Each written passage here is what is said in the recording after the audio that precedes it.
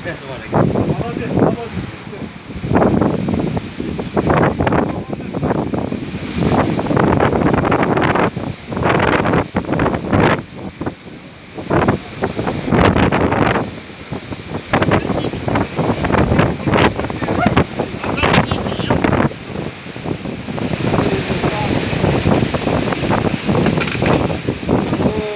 Еще один, смотри, еще один.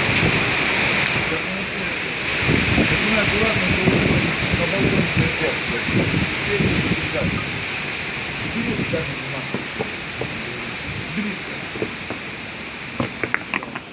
Я пошел потом домой.